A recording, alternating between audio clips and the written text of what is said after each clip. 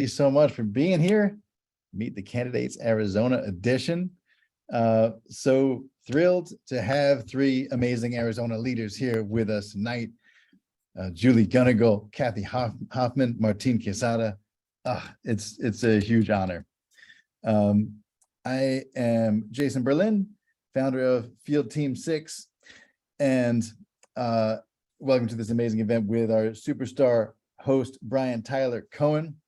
This event is a co-production of three amazing organizations: Positive Change for Everyone, the Union, and Field Team 6. So yes, now let's do a little housekeeping.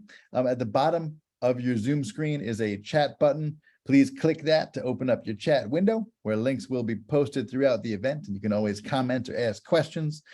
For anyone new to Zoom, oh my God, how did you do that?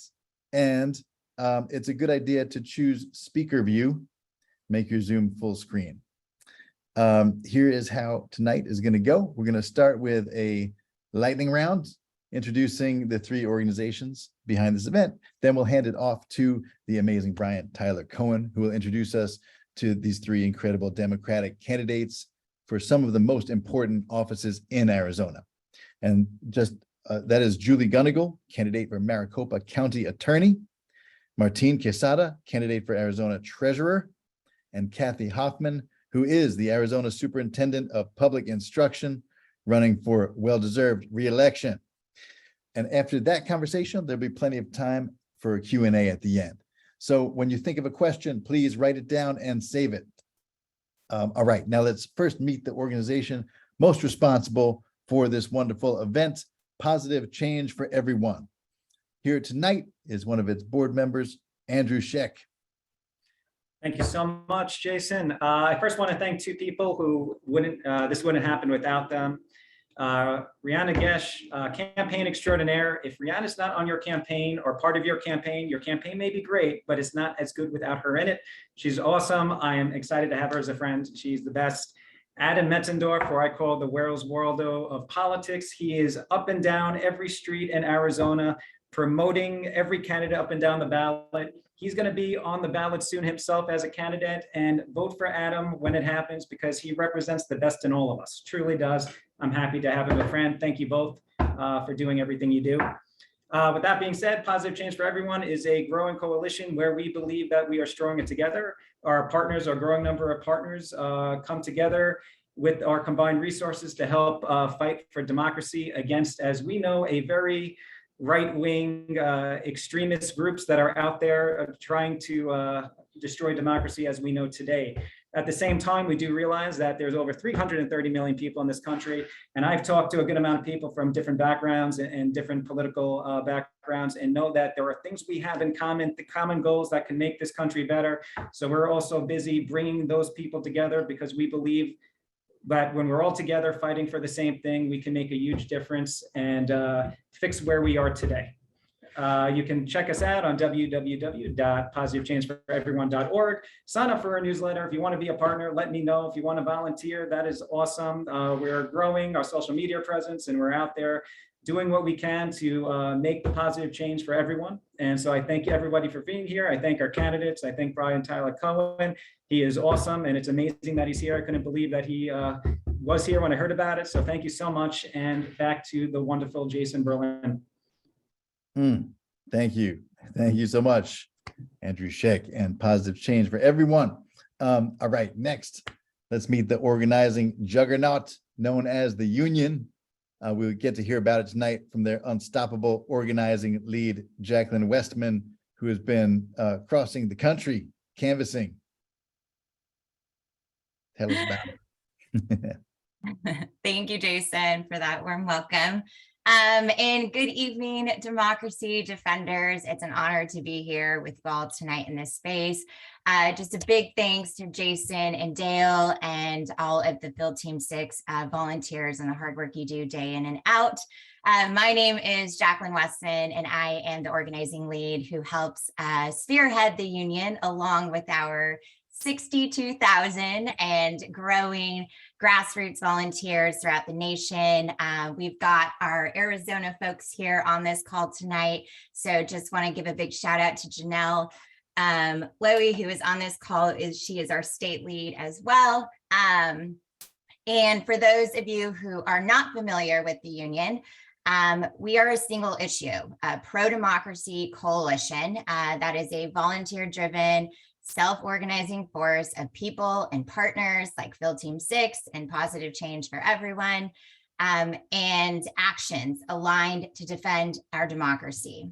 What continues my drive daily with the union is that we are comprised of people from all sides of the aisles.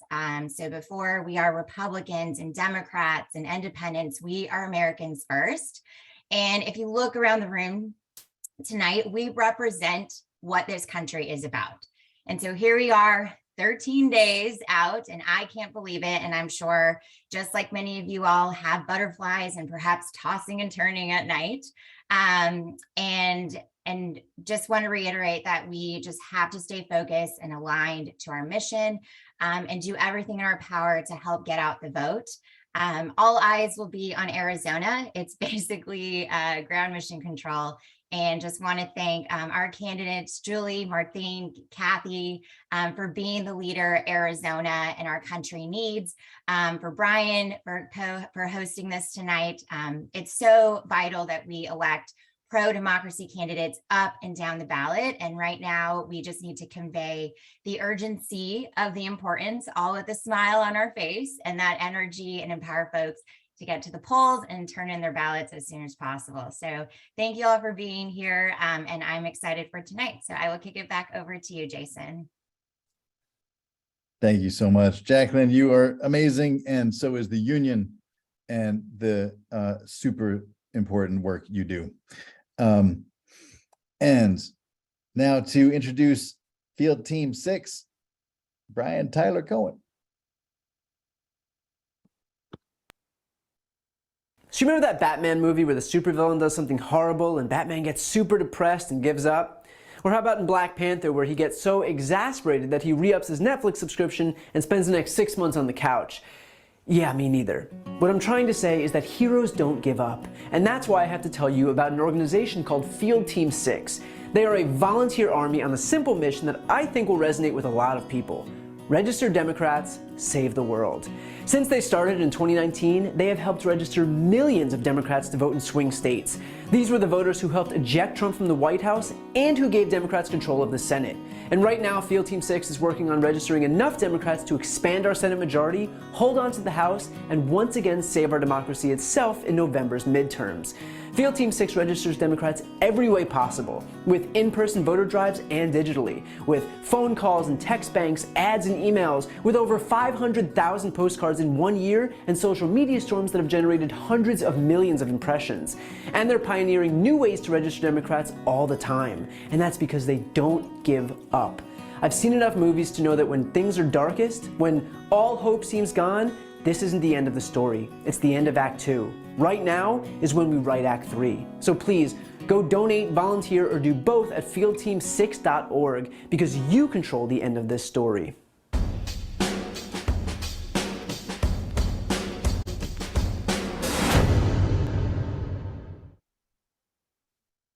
Thank you. And by millions of Democrats, that is 1.5 millions that we have helped register across the country, hoping to bring that to 2.5 in 13 days.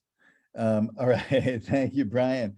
And since Brian has introduced Field Team 6, I will return the favor and introduce him. Brian Tyler Cohen is among the most watched progressive political commentators on YouTube, Facebook, and Twitter. He has over a billion views on YouTube alone, and hosts one of the top-ranked political podcasts in America, No Lie with Brian Tyler Cohen, with recent guests including Joe Biden, Kamala Harris, Elizabeth Warren, Pete Buttigieg, Jamie Raskin, and more. Please welcome our host for the evening, Brian Tyler Cohen. Thank you, Jason. Thank you so much. I appreciate that. And Andrew and Jacqueline, you guys are all amazing. I'm just here like in your shadow. So thank you for all the work that you guys do. Hello, everyone, and welcome to Meet the Candidates Arizona edition. I'm Brian Tyler Cohen. I host daily breaking news videos on my YouTube channel. I host the podcast No Lie with Brian Tyler Cohen. But tonight, I am beyond proud to be hosting this event. Special welcome to all the organizers, the volunteers, and the donors on this call right now. That probably covers about 90% of you. The whole reason that we all work so hard registering new Democrats and getting them out to vote is so that we can elect great people with both vision and the know-how to achieve that vision.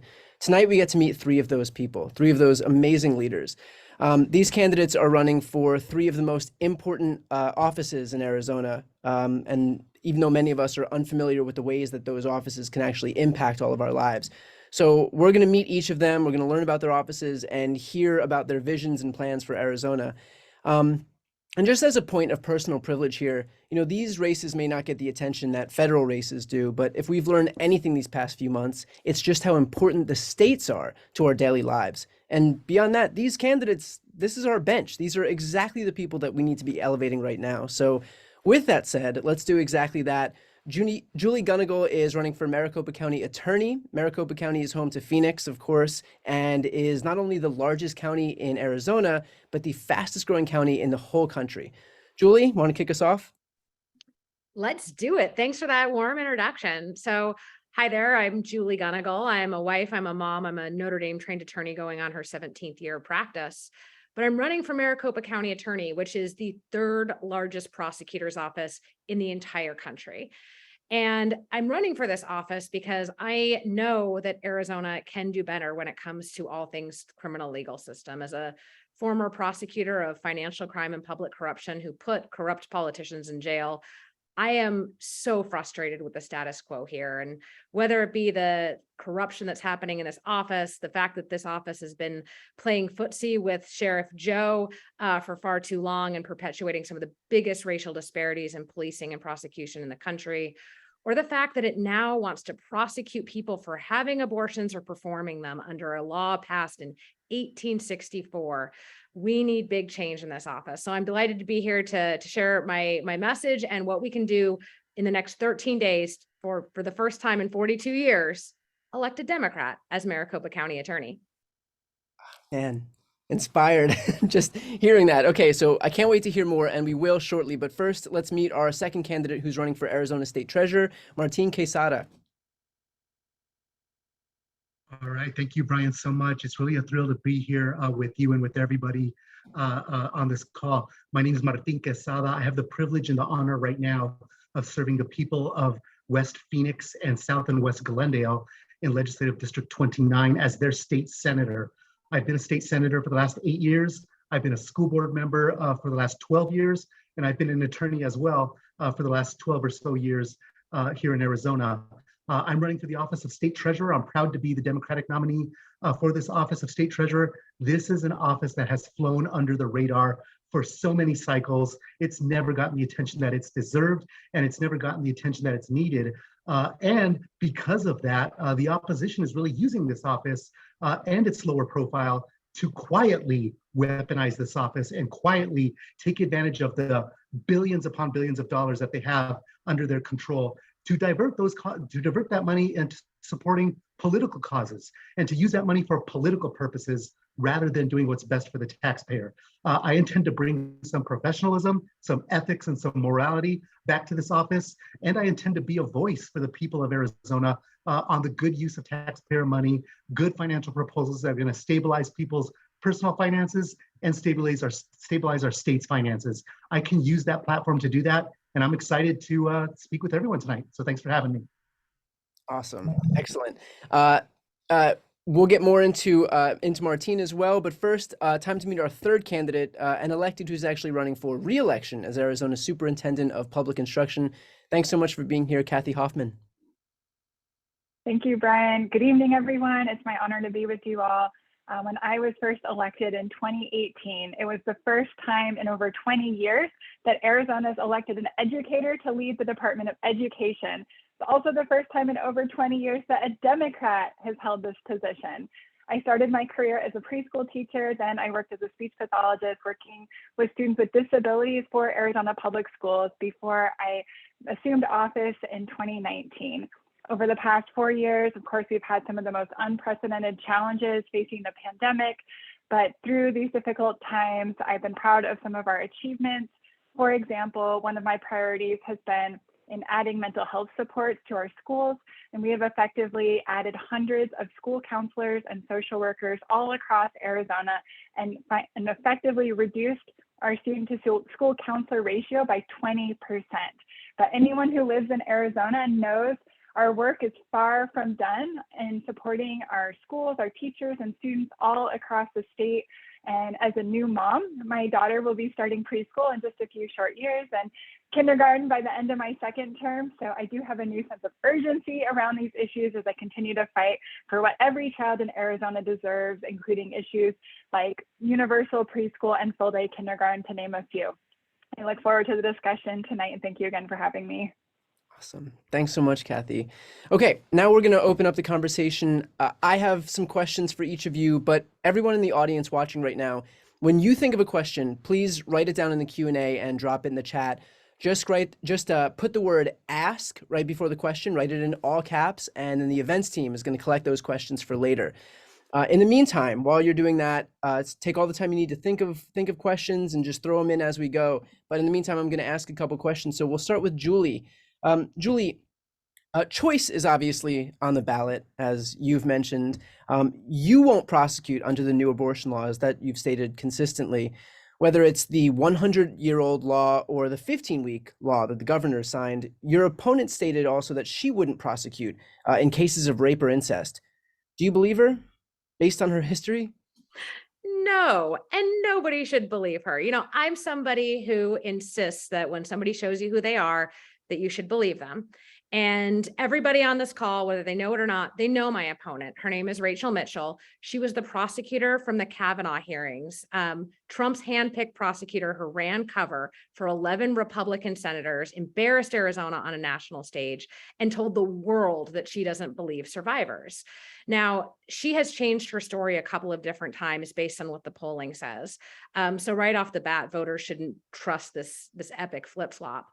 But I think it's also really important that we note what's not being prosecuted in Arizona right now. We had 5 consecutive years where she was the bureau chief for sex crimes, where there was not a single prosecuted case of sexual assault on ASU's campus, one of the largest university in our jurisdiction. Right now in the city of Phoenix, our rape clearance rate is lower than 9%, which means of the brave people who report, in fewer than 9% of those cases is there ever an arrest. And in fewer than 2% of those cases is there ever a conviction.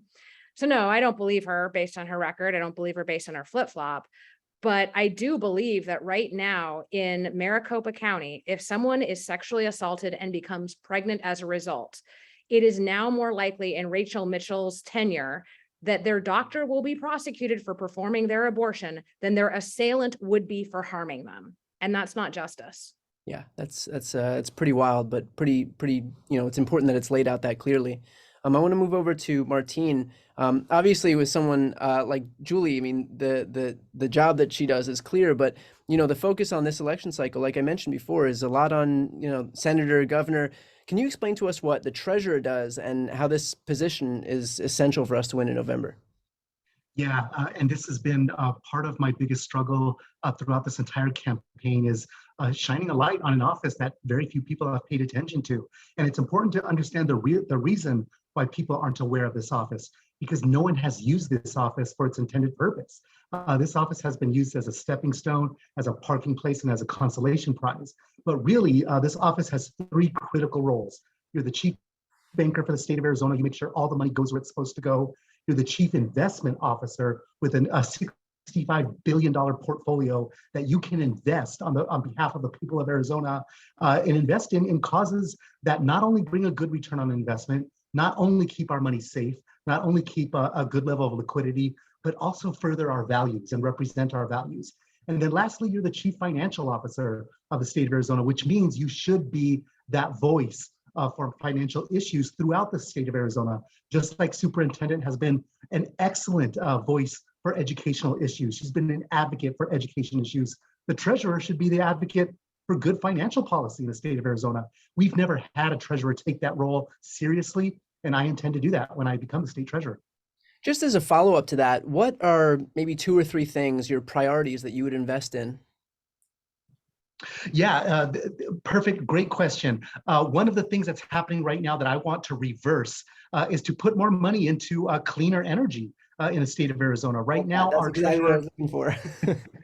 exactly, yeah, you were going there, I know. Our current treasurer has created a policy that would prohibit the state from considering corporations that are looking at climate change issues as a factor in the decision about whether to invest in those corporations or not. So basically, it's pushing money towards fossil fuels industries and away from corporations that are doing good for our environment and doing good for our planet. Well, those ExxonMobil checks aren't going to cash themselves, so Right. someone's got to look out for them. Kathy, I want to move over to you. The public school system has unfortunately just become another political battleground over these last couple of years. How does this affect your position, and really what can be done to combat the misinformation within the education system, like, the issue of banning books, the issue of critical race theory, and those issues? Well, unfortunately, those have become the priority issues for people like my opponent. Tom Horn is my opponent, who has made CRT his #1 issue. He's also been attacking me for providing resources for LGBTQ students. So we do see that on the Republican side, they're focused on these culture war issues. And so my strategy has always been to elevate and amplify the issues that Arizonans really care about. So for example, I've traveled to hundreds and hundreds of schools all across Arizona, and time again, I learn directly from our teachers and our students and parents too, about their priority areas. And so just to add on what I was saying earlier about access to preschool, every time I visit a preschool in Arizona, I ask about what type of wait list do you have? And for example, I was recently in the Gadsden Elementary School District in San Luis, Arizona, right on the border, and they have a wait list of over 100 kids in a very rural part of the state. Even with their preschool actually has 8 classrooms, but they have a wait list of 100 kids because they simply don't have enough facility space to add more classrooms and add more teachers. So our families are demanding and requesting these types of programs, and our legislature has continued to underfund and under-resource our schools and underpay our teachers. So I know that when I'm traveling the state, I am hearing directly from our communities about their top issues. And I think that's why we're gonna hopefully see a strong win come November 8th, is because the other side is focused on these culture war issues. Yeah, it's just, a constant barrage of just jockeying for that 5-minute slot on Hannity or Laura Ingraham. So, okay, Julie, I want to go to you. Your opponent's been claiming that you're anti-police, that you wouldn't work well with law enforcement. Obviously, this is, the whole soft on crime narrative has been pervasive throughout the entire election season, just like it's pervasive in every October of every election season. But I think it's important to actually confront these issues rather than just ignoring them and pretending that they don't exist. So what do you say to voters who are maybe concerned regarding that issue? Sure. I mean, I think what she means to say is that I won't collude with police. Right now in Maricopa County, we have the DOJ in town, and the DOJ is in town because the Maricopa County Attorney's Office couldn't manage the appropriate relationship with the police departments that it's supposed to work beside. And as a direct result, we had over 400 people charged with protesting related offenses, 39 of whom were facing serious felonies because of the collusion between the Maricopa County Attorney's Office and Phoenix PD. So my opponent has gotten very I don't even know what the word is, has just started to rely on this sort of Willie Horton fear-based narrative. Oh, it's a Republican.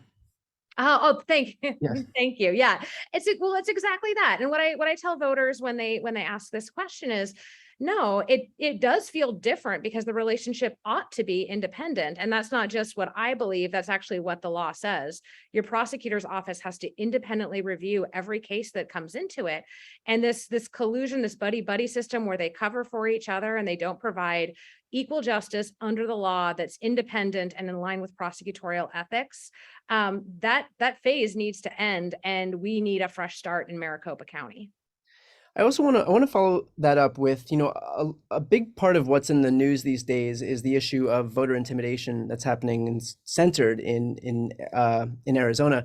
Can we have your take on that? I know a lot of people. I mean, this is a new frontier. Really, it's something that was born out of what we saw, the beginnings of in 2020.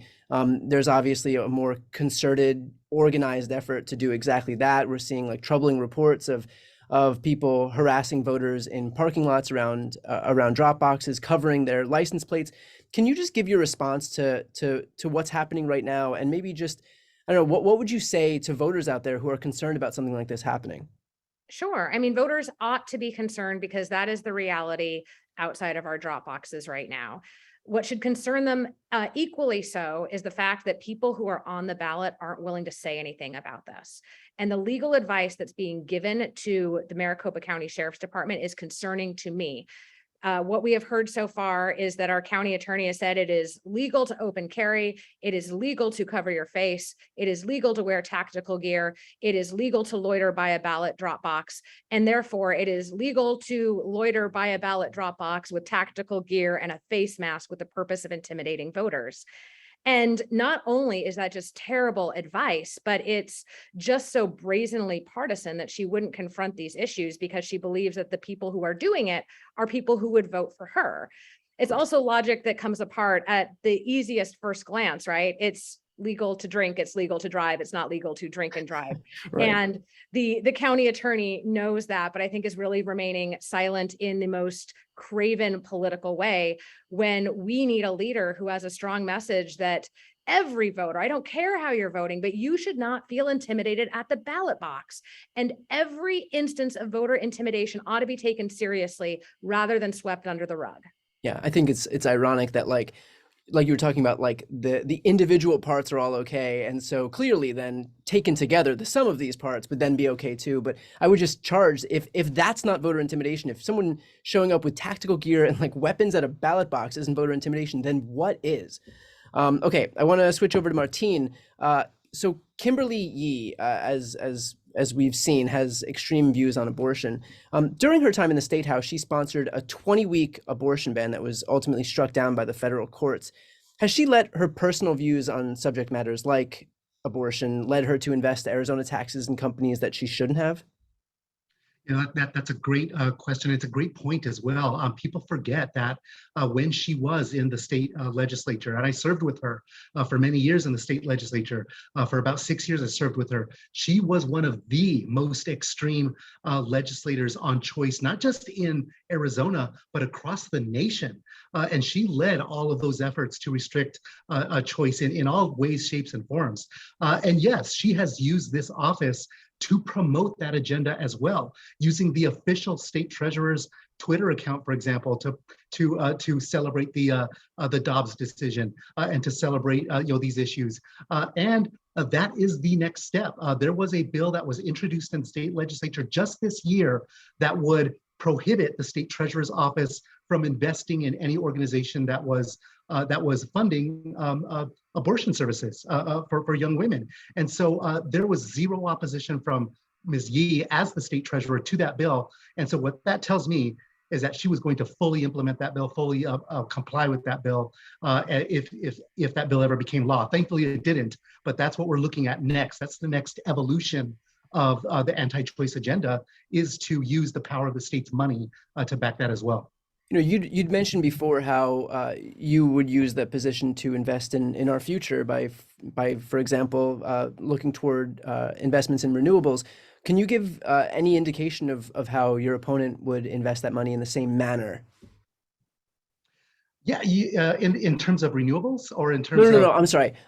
How she would invest that money, as how she would be investing that money as opposed to you. Like you would invest it in renewables. What would she do in terms of the free reign that she would have in terms of state investments?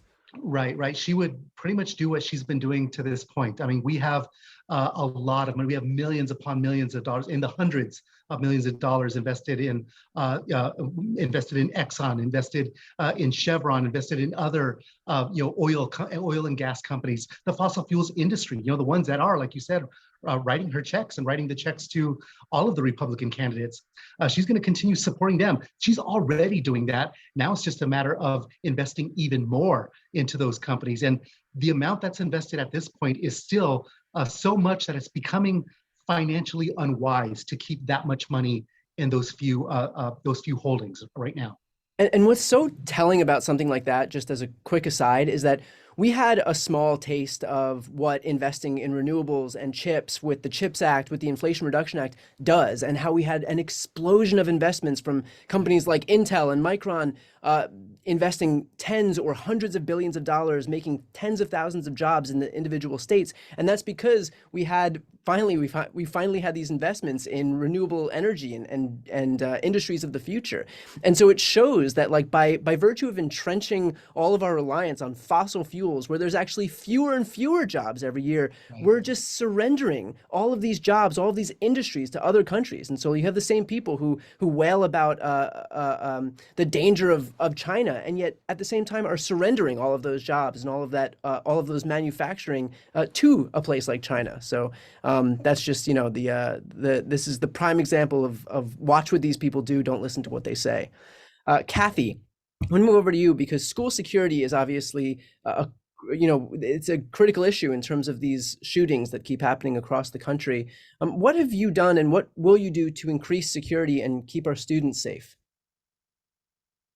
Well, first of all, I definitely think this is an area that we need to keep making one of our number one priority, make our number one priority going forward. Because, as a parent, I think all parents need to have absolute trust that when they send their kids to school, that their kids will be safe.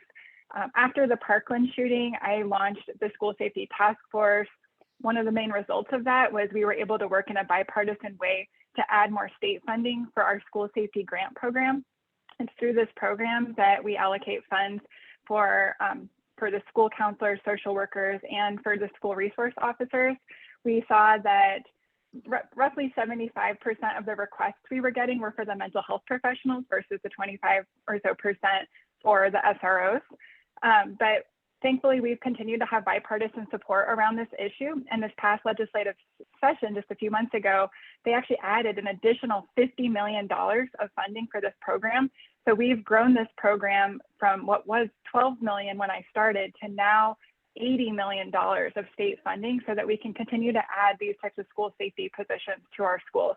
But I do think more needs to be done because as I've talked to our school leaders around the state, and because our schools have been so underfunded for so many years, many of our schools need more resources, like in how to do risk assessments, how to have the facilities set up in a way to have, best practice, one point of entry, to have all the technologies and operational pieces in place so that our school campuses are safe. That's great. Okay, at this point, I know that I'm seeing like a ton of questions pop up in the corner, so I'm going to open it up and stop talking myself. I'm going to open it up to people who are here watching. So thank you, by the way, for everybody who's being so patient while I've gone off on monopolized all this time. But it's everybody else's turn to ask questions. So events team, do we have any questions from the audience?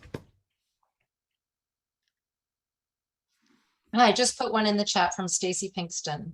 Okay. Here we go. Okay, so this is for Superintendent Hoffman. Would you please comment on the importance of communication differences, thinking about the prejudices, I believe, behind the use of closed captioning at a prominent debate yesterday between Fetterman and Oz? We can all tell Stacy is also a fellow speech language pathologist, so thank you for the question. I personally did not watch the debate, but we know that Fetterman recently suffered from a stroke and therefore has some speech differences, some communication difficulties due to his stroke. So I think, where I'd like to take this question, if it's okay, Stacy, is to talk about the need also for, bringing it back to public education, the need for adequate resources for special education in Arizona. And this has been an area I've been able to be successful in we were able to get an additional $100 million specifically for special ed this year. And I also put federal funds towards doing a special education cost study, because it's been over 14 years since Arizona has done a true audit of our special ed services. But we know from working in our schools that the actual cost of providing special education services far exceeds the funding that schools are receiving to provide these services for things like transportation or for speech therapy, for kids with autism and all types of disabilities. So I continue to be a strong advocate in this realm, having worked in special education before being elected. Great, thank you. This one is from Tamara for Julie. What can you do as Maricopa County Attorney to stop election deniers? Sure. I mean, we can stop we can stop catering to them and pandering to them for a vote. That is the first thing that we can do to disarm them. But at the end of the day, I don't think that there's been enough words and enough attention on how freaking close we were to a coup in Arizona to deny people their most fundamental right, the right to vote. And what that looked like on the ground wasn't just the storming of the recorder's office. It was also that we had these fake electors signing a document that they were in fact going to be sent to Washington to vote for a undemocratically elected non-president. There has been no accountability from either the county attorney's office, the federal office, or the AG's office when it comes to our fake electors. I think there is the political will to make sure that people are held accountable when they commit actual real treason. And I think that it's important that whether it come from the AG, the county attorney, or the feds, that there is a measure of accountability, because it should not go unrecognized how close we were in Arizona to having an actual insurrection right here at home. And just as an aside, are any of those offices occupied by Democrats, or are those all Republican-led offices? The U.S. Attorney's Office is of course held by a Democrat and an appointed person, but right now our AG's office is held by not just a Republican, but one of the most MAGA supportive Republicans when it comes to pandering to election deniers, and that would be General Brnovich. Great. Yeah. And obviously, I mean, as we mentioned before, like this is the issue of the time, and Arizona is ground zero for all of this, even with this Dropbox issue popping up pretty much exclusively in the state. So if ever this was an issue we needed to focus on, it's right now. Okay, so this is a question for everyone, but we'll start with Martine. How would each of you be able to use your positions to help women access safe and legal abortion if you could? Actually, I think that this is one of the things that I look most forward to as being state treasurer, because you can advocate a lot for this issue because abortion has a financial impact on the women who are denied access to an abortion, to our state when we have to provide services to people who are suffering suffering from the financial implications of this, and everything has a dollars and cents impact to it. I can communicate from the state treasurer's office of those dollars and cents impacts to individuals, to our state and to our economy as a whole about all of these things. Everything from suffering from lack of being able to further your education, lack of being able to gain further employment, the lower credit scores that result. All of these things have long-lasting and dramatic financial impacts on individuals and on our state. So to use this platform as an advocate for a better financially stable state, I need to be in support of a woman's right to choose and access to abortion. And the reality is that every state that is denying this access, they're also at the same time not providing paid family and medical leave. They have large pay gaps in their employment sector. All of those things that are already financially disturbing to people, this is only going to exacerbate those issues. And so I have a responsibility to be an advocate for that and to speak out on those issues. Great. Kathy? This one's a little more challenging, but what I can point to is I have been an advocate for our sex ed coursework and standards to be medically accurate. And I can tell you right now from my experience, one way to get people very interested in the State Board of Education meetings and have a firestorm and a line out the door of people interested in what the State Board is talking about is to talk about sex ed policy. So I was the lone vote in advocating to clean up some language that was really antiquated, anti-LGBTQ language. And Martine actually was was an advocate for that issue as well, but I was the only State Board of Ed member who voted in support of doing some cleanup, but was the lone vote, so it didn't go anywhere. So that continues to be a very contentious and challenging issue. But that's my only ability in this area. Great. And Julie, I feel like I know what the answer is going to be to this one, but go ahead. I mean, my office is where the rubber meets the road when it comes to abortion policy. It is the backstop on enforcing these laws, whether it be the 1864 law that creates a mandatory minimum of 2 years in prison or a max of 5 for anyone who procures an abortion, or the 15-week ban, or the fetal personhood law that is enjoined, but we do not know for how long, and sets up the very real possibility that abortion could be charged as murder in our state, which still carries with it the possibility of the death penalty. This office is just so incredibly important.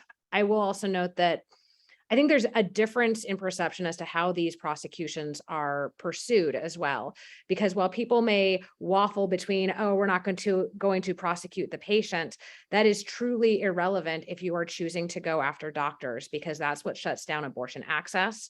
But also think for a second, what would that prosecution look like? Where is your crime scene if you're prosecuting a doctor for an abortion? And if the answer is that your crime scene is the patient and the investigation is a pelvic exam at the hands of the Phoenix Police Department that continues to be one of the more violent police forces in the country, that should be utterly unacceptable to everyone in Arizona. And in fact, we know that it is to the vast majority, and that's why my opponent has flip-flopped on these issues for so long. I think it's just it's so telling how these people are pro-life to the point where they're willing to kill for it, you know? So, okay, next question. Along with Janelle, how will you address the expansion of the voucher program with the failure of the referendum, or can you? So this is referring to universal voucher expansion that was passed by the legislature. And then we had the referendum effort led by Save Our Schools, which I was fully supportive of, but unfortunately the referendum effort was not successful, and that was our best attempt, our best pathway forward to put a stop to universal voucher expansion. So since that was unsuccessful, we are now in the process of putting the law in action. We're implementing the law. We have now had over 33,000 families apply for vouchers. Over 80% of their kids have never been enrolled in a public school before. So by and large, these are our state tax dollars going to fund private schools. At this time, there's no way for us to put a stop to the law without the legislature taking action, which is why it's so important that we elect people to our legislature who are truly pro-public education and who can do something to stand in the way of private entities profiting from our education tax dollars. Okay, I have a question for Julie, but first, Sarah noted that, we don't hear enough that abortion is an economic issue. So props to Martine for calling out that exact thing. Julie, what strategies can county prosecutors employ to reduce violent crime rates in Maricopa County? And will sentences for juveniles who commit violent crimes differ from sentences for adults? Sure. I mean, the quick answer is the county prosecutor absolutely has a role in all of this. And anybody who talks about criminal legal system changes without addressing violence is utterly missing the point. First, that is why my platform has centered mental health and addiction resources, but because we know what is at the root cause of violence. When we talk about root causes, we know that addiction is at the heart of almost 40% of property-related crimes and at almost 20% of violent crime. So when you provide people with addiction services, one of the first things that you see happen is, residential entries drop, low-level thefts drop, low-level assaults drop. And that's one of the things that we've utterly missed the point on in Maricopa County by failing to give resources to those sort of preventative measures. Instead, we veered into let's lock people up and throw away the key into a system that doesn't make them any less violent, any less addicted, or any less mentally ill. The other piece of it is we treat people differently in our county. When we talk about violent crime, I mean, we just had the head of the Department of Corrections go on a 3-hour tequila-fueled bender holding his wife and daughter hostage, and he's getting a slap on the wrist. A Arizonan of color would be A, lucky to survive that interaction, but B, would be locked up for a minimum of 10 years.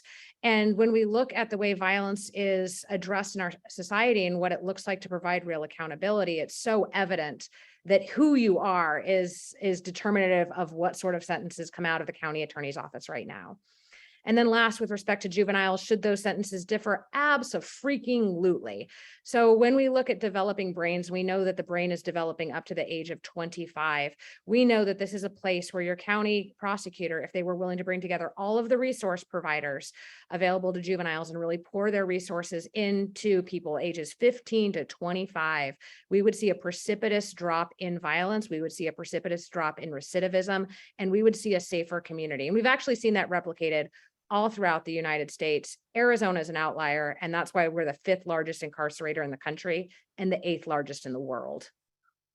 Thank you for that. Martine, do you think it's significant that Kimberly Yee started out this election cycle by running for governor, only to then drop out and run for re-election in her current position? What does it say about her commitment to the office of state treasurer?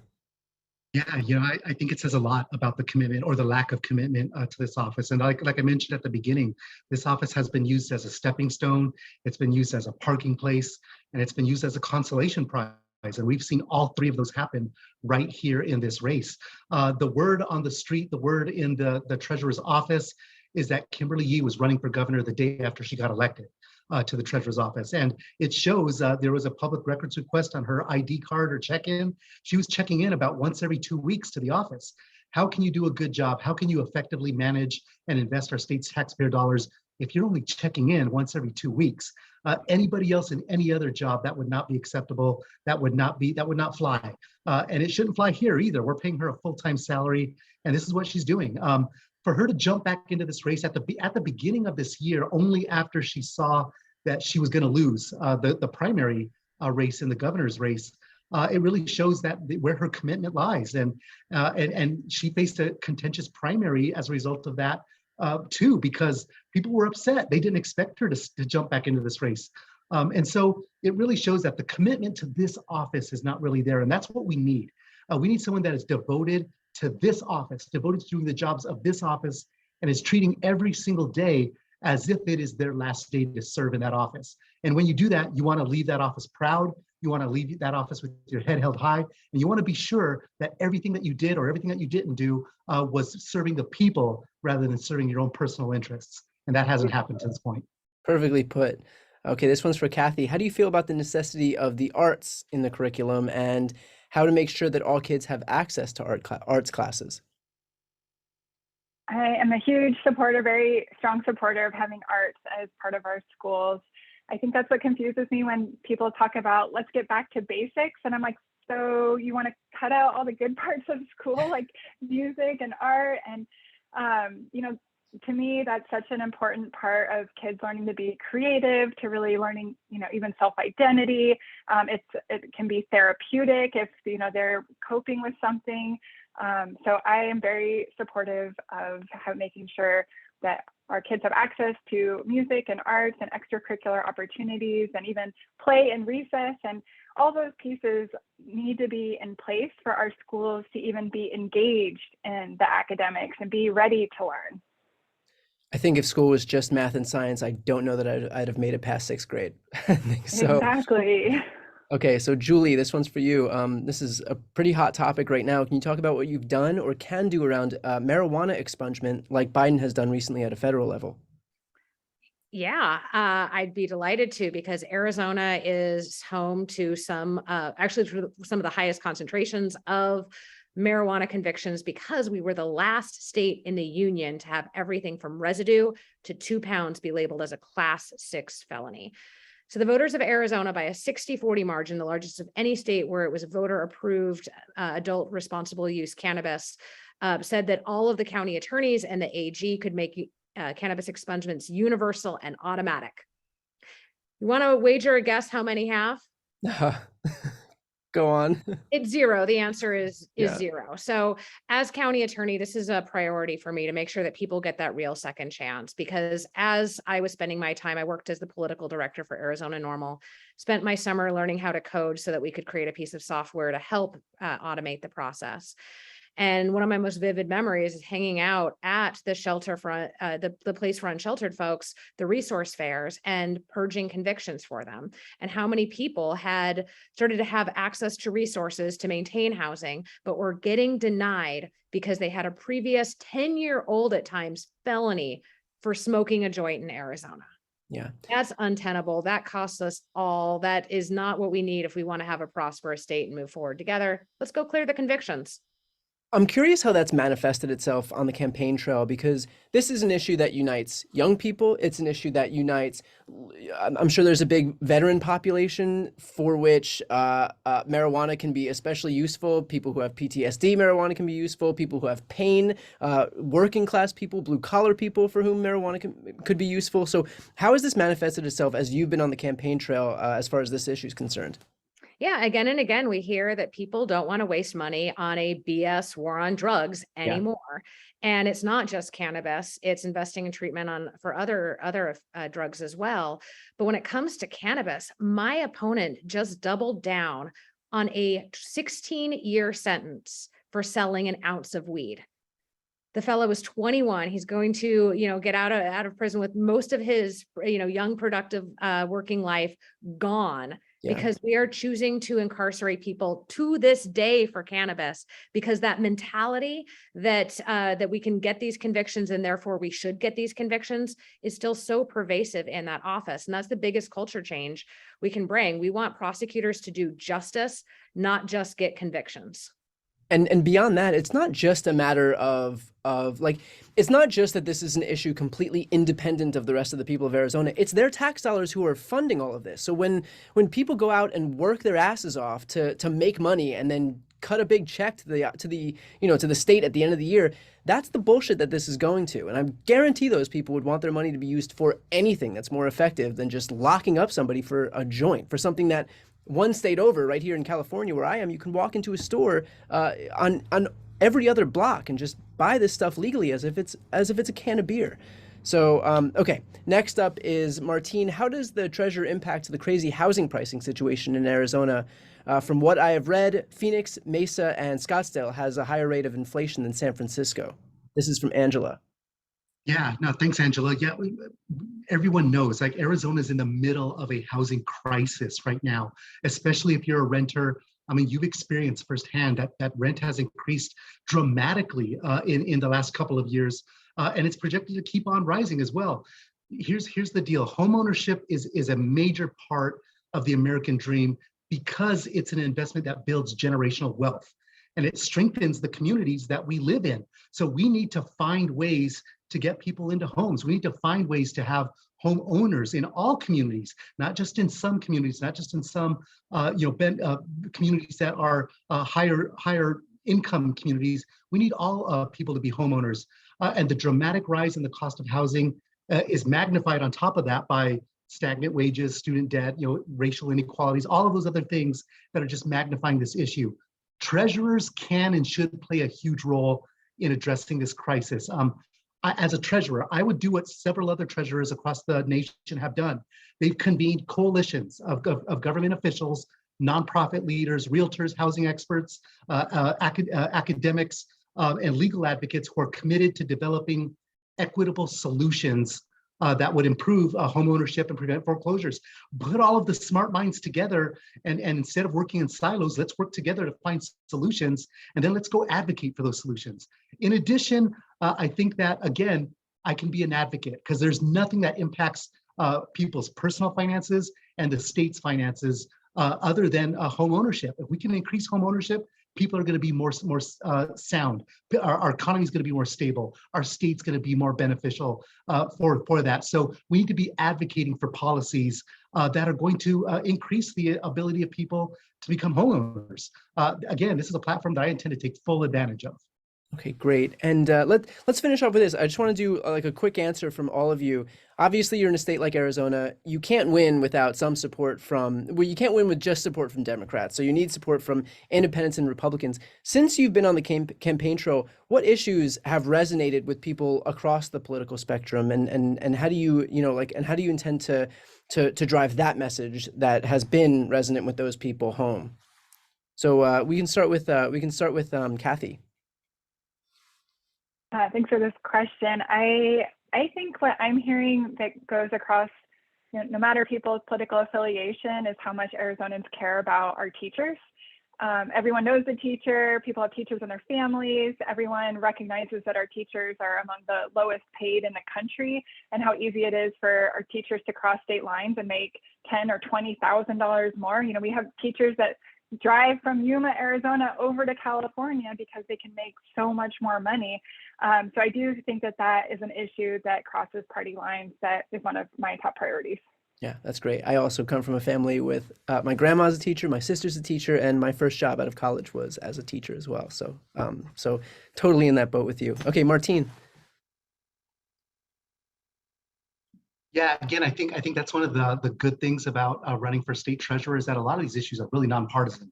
And so, the sound management and the sound investment of taxpayer dollars, everybody wants that. Not only does it help promote progressive values, but it also helps promote conservative values as well. I mean, strong businesses and sound management of money, that's what businesses want. That's what the business community wants. That's what conservatives want. There's a whole thing called fiscal conservatism.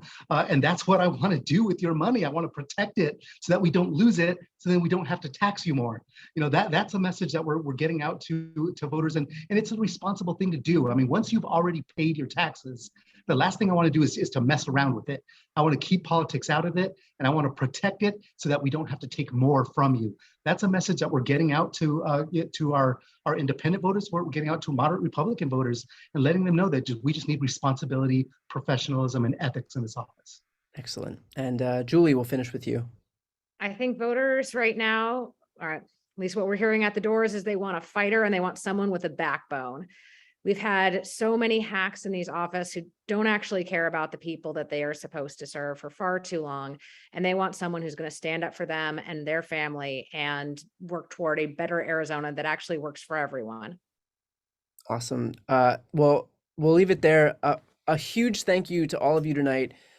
Holy shit, it makes me really proud and to be a Democrat, to have people like you that are working on everybody's behalf. So thank you so much for everything that you do. It's so great to see inspiring, smart, qualified candidates, charismatic candidates. So thank you. I'm glad that we have a bench as deep as we do with people like you all running for these jobs. So thank you also for stepping up and fighting pretty much the most important battle of our lifetime. Thanks to the Field Team 6 events team for running this event. Thanks to Positive Change for Everyone for creating this event. And thanks to the union for amplifying it so much.